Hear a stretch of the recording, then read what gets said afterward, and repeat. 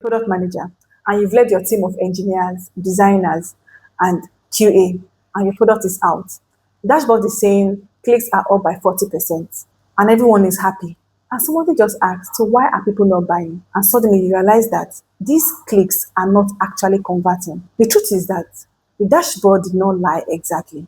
It just didn't tell the whole story. That gap right there between what the dashboard says and what is actually happening is what we are going to unpack today. Sit tight. Welcome to Tech as It Is, where we talk about AI, data, products, and the systems behind our everyday technology. If you're new here, stick around. You really enjoy this one. Let's skip to the good part. Let's start with the basic. A metric is how you know things moved in the world. It could be download, clicks, revenue, time spent on a page, or customer complaints. Now, metrics are useful, actually, very useful, because that's how you know what moved and what changed. It basically tells you what happened last week and what's different this week. It's how you keep track. But here's the thing most people never question. A metric tells you what happened. It almost never tells you why.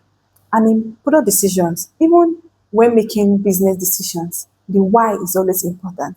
Now, there's this book that is called Start with Why. I've forgotten who wrote it, but I've not read it. I think I should go and read it. Let me know in the comment section if you've read it. Let's go back to our example. High clicks, low sales. The dashboard can flag this as win, but the real problem is why are people clicking and not buying? And here are different scenarios that can happen.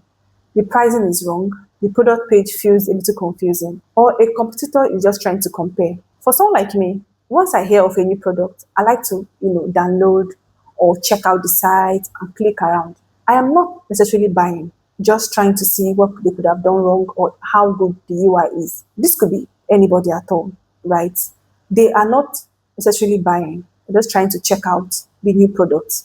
I've just given different scenarios, different problems, different solutions.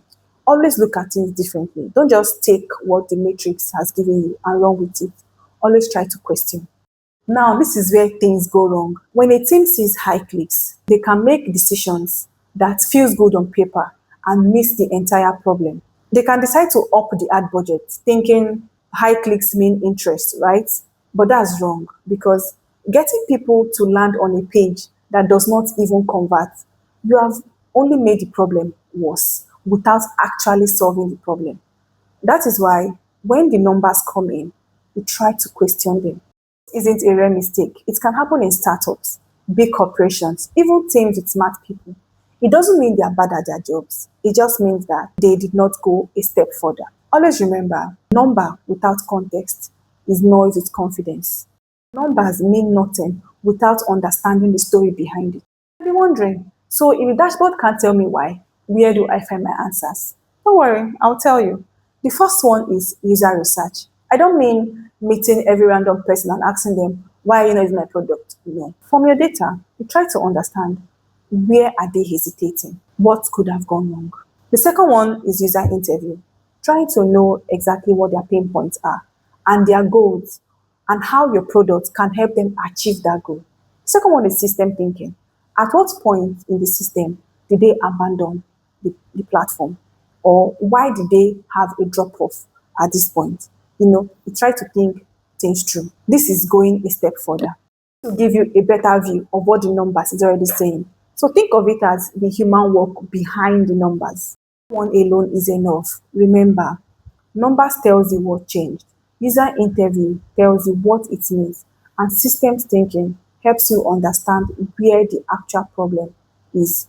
Combining them together is how you make good product decisions. Next time you see a dashboard, try to understand what the numbers represent and what it is not showing you. Because the stories behind the numbers is where the real work is. I'm Osla Paul. See you next week. Stay curious.